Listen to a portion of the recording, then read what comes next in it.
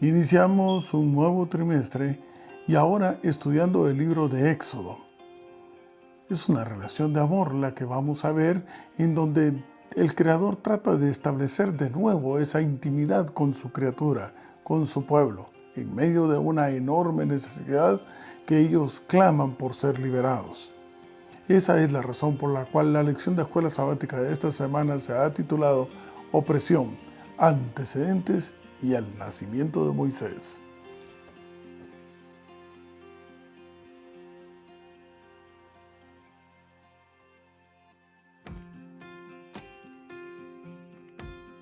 Y me encuentro yendo hacia el Nuevo Testamento en el libro de Juan, en el capítulo 8 y el verso 32.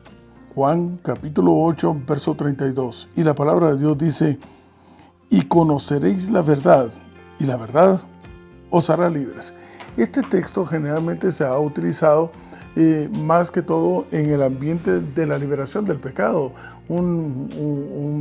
una circunstancia espiritual. En verdad, el vocablo conocer, establecer una relación íntima con la verdad. ¿Quién es la verdad? El Señor. Estableciendo una relación íntima con el Redentor, entonces obtendremos libertad, pero libertad en todo sentido. Y es la razón que estudiaremos ahora sobre las circunstancias que vivió el pueblo de Israel cuando estuvo esclavo en Egipto. Les quiero invitar que para esto analicemos entonces en el libro de Éxodo, en el capítulo 2 y el verso 23, pero lo haremos llegando hacia la traducción más antigua que tenemos, lo más cercano a los manuscritos, que es la Biblia de Kadosh. Y esta dice: en algún momento, durante esos muchos años, el rey de Misraim murió, pero los hijos de Israel aún gemían bajo el yugo de la esclavitud, y ellos clamaron, y su clamor para rescate de la esclavitud subió a Elohim. Insisto, estoy entonces en el libro de Éxodo, en el capítulo 2, verso 23, Antiguo Testamento. Pero quiero llamar su atención a la parte final de la traducción, la más apegada al original: su clamor para rescate de la esclavitud. Y esto es lo que hemos estado estudiando durante las últimas semanas. El vocablo rescate, que viene también de redención, una palabra compuesta del prefijo re, de nuevo, otra vez, volver hacia atrás, y emere, que es comprar, adquirir, volver a tomar. En otras palabras, se compra lo que antes fue vendido, se toma de nuevo lo que fue arrebatado, lo que fue quitado. Ahora sí, vayamos entonces, de acuerdo a las versiones que tenemos, versión 1960, estoy ahora en el libro de Éxodo, en el capítulo 2. Éxodo, si usted me acompaña, por favor, estoy en Éxodo, en el capítulo 2, y ahora iremos hacia el verso 25. Y la palabra de Dios dice: y miró Dios a los hijos de Israel, y los reconoció Dios. Si entendiéramos etimológicamente el vocablo reconocer, sería: y de nuevo volvió a establecer una relación íntima con ellos, porque el vocablo conocer implica eso, establecer una relación íntima. Sin embargo, en la Biblia de Kadosh, la traducción acá es: y él se dio a conocer de nuevo, y él decidió establecer una relación íntima con ellos. Una relación, bueno, cuando decimos volvió a querer establecer una relación íntima, es porque ya la había tenido antes, pero esta se perdió. Así que es como, en otras palabras, estaremos diciendo que el Señor escucha el clamor, escucha la necesidad, pero una necesidad en la cual el pueblo de Israel está solicitando que se le libere de la esclavitud. Ese es el clamor, de acuerdo a la raíz hebraica auténtica que tenemos de la traducción. Ahora, él entonces escucha esa necesidad, esa petición de ser redimidos, y se considera que él se presentará como una opción para poder redimir. Ahora, aquí, tal y como lo hemos estudiado, el asunto es que para poder redimir a alguien se tenía la necesidad de ser un familiar cercano. ¿Cómo establecer esa familiaridad?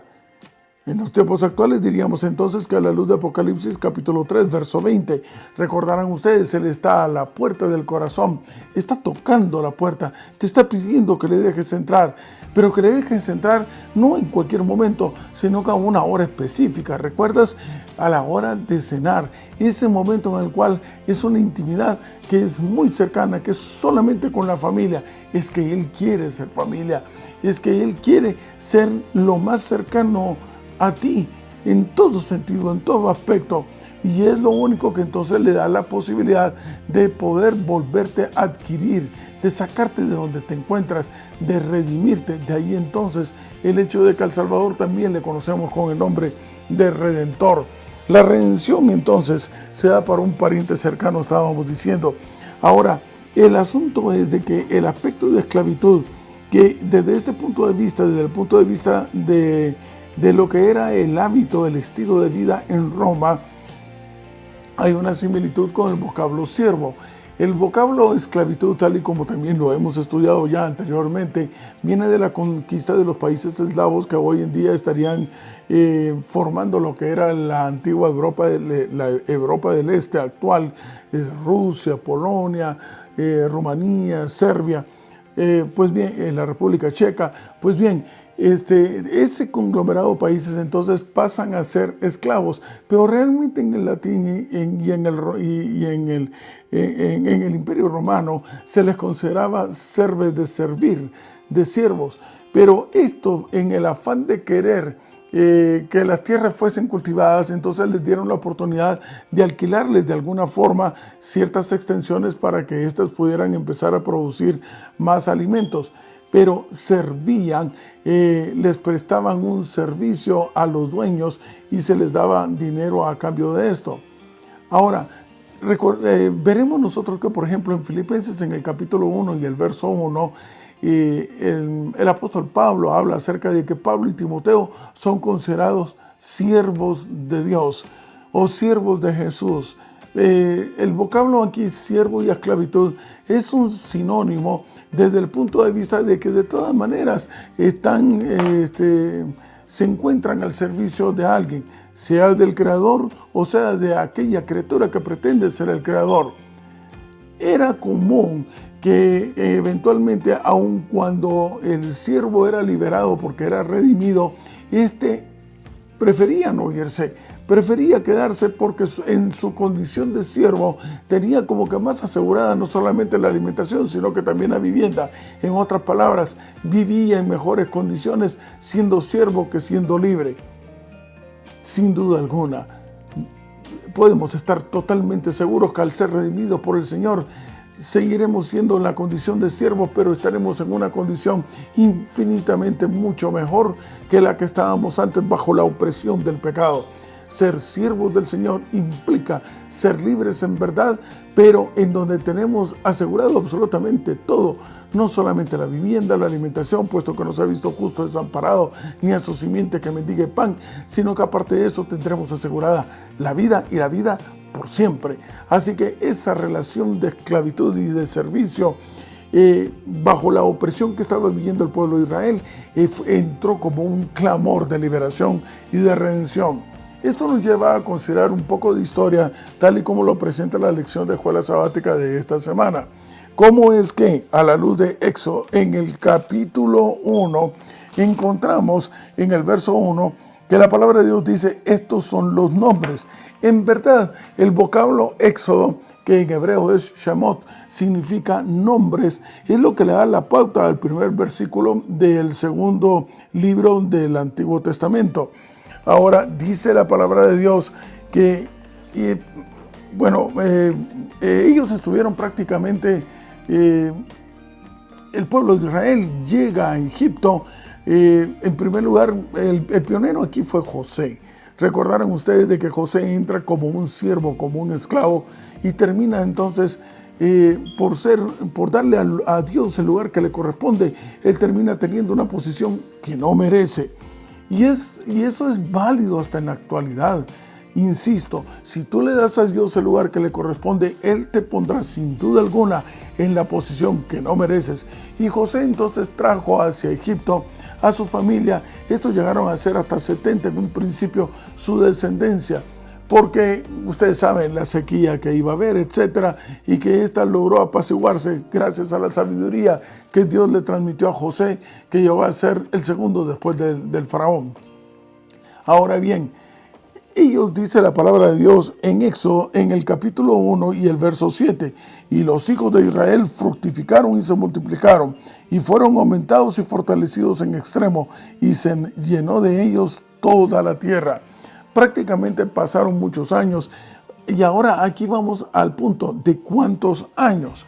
Pues bien, la palabra de Dios dice en Éxodo, en el capítulo 12 y el verso 40, en el tiempo que los hijos de Israel habitaron en Egipto fueron 430 años. Sin embargo, la traducción de la Biblia de Kadosh no nos habla acerca de 430 años solamente esclavos en Egipto, sino que dice el verso que fueron 430 años entre Canaán y Egipto. Algunos eruditos han llegado a la conclusión entonces que en verdad la esclavitud fue de unos 210 años aproximadamente, pero durante estos 210 años se rompió esa relación íntima con el Creador. El pueblo de Israel empezó a adoptar el estilo de vida, las costumbres, etcétera, de los mismos egipcios. Siempre hay un remanente, siempre hay hay un grupo que se encuentra todavía fiel a los principios y que, al igual que Daniel, no ha olvidado de cuáles son sus raíces. Esto nos lleva entonces a Éxodo en el capítulo 2 y el verso 25. Ese texto que ya habíamos considerado. Éxodo capítulo 2, verso 25, en donde, de acuerdo a la Biblia de Kadosh, el Señor dice: me les voy a presentar porque, para que nos conozcamos, para que ellos sepan quién soy yo, para ver si de pronto desean establecer una relación íntima conmigo, puesto que ya escuché la solicitud de ellos, de que sean redimidos de la esclavitud en donde se encuentran. Y miró Dios entonces a los hijos de Israel y decidió conocerlos. Ustedes verán de que a partir del capítulo 3 entonces empieza la estrategia de Dios para poder redimir al pueblo de Israel a través del llamamiento de Moisés. Sin embargo, vea usted el capítulo 4 de Éxodo y el verso 31. Atención con este texto. Se presenta Moisés y el pueblo creyó, y oyendo que Jehová había visitado a los hijos de Israel y que había visto su aflicción, se inclinaron y adoraron. Apreciados amigos y hermanos, lo fue ayer, lo es hoy y lo será siempre. Si tú quieres recibir la bendición de papá, tienes que empezar por ser precisamente hijo de ese papá. La pregunta es: ¿quién es tu padre? ¿De quién vas a recibir la bendición? ¿O serás de aquellos que llegarás diciendo: no, pues mira, si yo dije que yo era tu hijo, que yo aquí, yo allá, pero el padre le dirá: pero mira, yo nunca he tenido una relación íntima contigo, pues yo no te conozco? En este caso, para que pudiese existir una liberación, un sentido de redención, recuerda, era necesario primero establecer una relación cercana de familiaridad. ¿Qué mejor entonces que ser directa, padre e hijo? Vengo a redimirlo porque ellos son mis hijos, porque yo soy su padre. Y la palabra de Dios dice que previamente entonces tú tienes que aceptar que exista esa relación. Tú tienes que aceptar abrirle la puerta para que él entre y se convierta en tu familia. Y eso es lo que encontramos en el verso 32 del capítulo 4 de Éxodo. El grupo de ancianos, de consejeros del pueblo de Israel, aquellos que todavía tenían nociones de la existencia de Jehová, del creador de los padres de Abraham y de Isaac y de Jacob, decidieron entonces inclinarse, adorar, reconocerle como creador y clamar únicamente a él. Ese es el vocablo que significa adorar. Esto me lleva entonces a Éxodo en el capítulo 2 y el verso 7 y 8, en donde, ya recibiendo el llamado de Moisés y su nacimiento, recordarán ustedes de que históricamente, conforme se fueron multiplicando, dice el capítulo 2 de Éxodo, el faraón entonces decidió mandar un decreto de muerte para todos los primogénitos, todos aquellos que fueran varones. Las parteras no hicieron caso, Dios las bendijo por esto, pero dice la palabra de Dios, y estoy ahora en Éxodo, en el capítulo 2, el verso 7 y el verso 8. Dice la palabra de Dios, Éxodo capítulo 2, versos 7 y 8. Entonces su hermana dijo a la hija del faraón, iré a llamarte una nodriza de las hebreas para que te críe este niño. Recuerden ustedes, fue puesto en una cesta. El niño era hermoso, bueno, recordando el término que se utiliza, era bueno, el mismo de bueno en gran manera.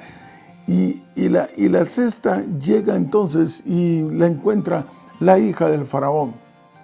Es aquí en donde encontramos el gran error de la hija del faraón. Dice la palabra de Dios en el verso 8, y la hija del faraón respondió, ve. Entonces fue la doncella y llamó a la madre del niño, a la cual dijo la hija del faraón, lleva a este niño y críamelo. Este es el error de la hija del faraón, darle la educación de su hijo, adoptivo, natural, como biológico, como tú quieras, pero lo adoptó como su hijo, lo recibió como tal a Moisés, que significa en otras palabras que fue rescatado. Pues bien, y le cede esta importantísima etapa de la educación, los primeros 12 años, a una tercera. Bueno, sí, es cierto, para bendición del pueblo de Israel, nada menos que la persona que recibió esta enorme responsabilidad era su madre, la madre de Moisés, y le enseñó los principios de creer en Jehová, de que hay un Salvador y que Él tenía una misión muy importante. Apreciados amigos y hermanos, esta importantísima misión para la cual fue llamado Moisés, para la cual fue llamado Jesús, para la cual hemos sido llamados nosotros, no puede ser delegada a una tercera persona, tiene que ser estrictamente hacia nuestra Madre, quien, inspirada por el Espíritu Santo, preparará al pueblo de Dios del tiempo del fin para poder defender la bandera ensangrentada del príncipe Emmanuel, seguir al Cordero por donde quiera que va.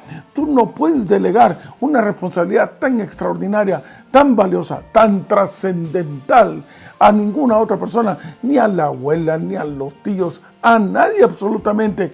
Es mejor entonces, es menester incluso sacrificar un poco de comodidad. Mira, siempre hemos dicho el caso de José y de María.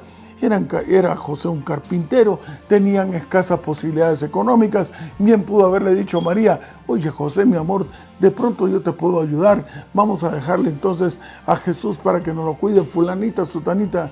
Pero no, ellos prefirieron vivir de una forma más modesta, pero la educación de Jesús no fue delegada, la educación de Juan el Bautista no fue delegada, la educación de Moisés no fue delegada, la educación de nuestros hijos no debe ser delegada.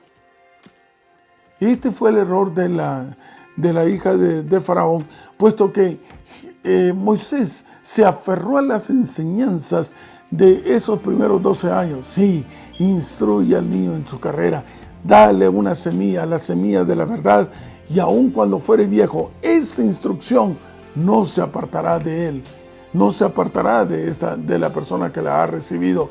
Él podrá rechazarla, pero la instrucción siempre estará ahí hasta el último segundo de su vida. Y por eso quiero compartir con ustedes un texto que se encuentra en un libro extraordinario, Patriarcas y Profetas se llama. Pero en Moisés no se borraron las impresiones que había recibido en su niñez.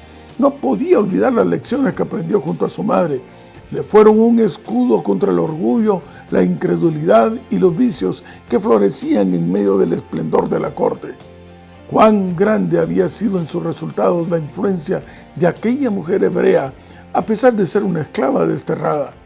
Toda la vida de Moisés y la gran misión que cumplió como caudillo de Israel dan fe de la importancia de la obra de una madre piadosa. Ninguna otra tarea se puede igualar a esta. En un grado sumo, la madre modela con sus manos el destino de sus hijos, influye en las mentes y los caracteres y trabaja no solamente para el presente, sino también para la eternidad. Siembra la semilla que germinará y dará fruto, ya sea para bien o para mal. La madre no tiene que pintar una forma bella sobre un lienzo ni cincelarla en un mármol, sino que tiene que grabar la imagen divina en el alma humana. Muy especialmente durante los años tiernos de los hijos, descansa sobre ella la responsabilidad de formar su carácter. Las impresiones que en ese tiempo se hacen sobre sus mentes, que están en proceso de desarrollo, permanecerán a través de toda su vida. Los padres deben dirigir la instrucción y la educación de sus hijos mientras son niños, con el propósito de que sean piadosos. Son puestos bajo nuestro cuidado para que los eduquemos, no como herederos del trono de un imperio terrenal, sino como reyes para Dios, que han de reinar a través de las edades eternas. Apreciados amigos y hermanos, qué apasionante será el estudio que tendremos durante este trimestre, analizando no solamente la historia, sino esa misma que se repetirá hasta nuestros tiempos, el tiempo del fin. Pero entre tanto, la clave sigue siendo la misma: establecer una relación íntima con el Creador, y esto será entonces lo que nos preparará para poder cumplir con la misión que nos ha tocado, un privilegio, algo que quisieran los ángeles también hacer, y es anunciar la pronta y gloriosa segunda venida de Cristo Jesús.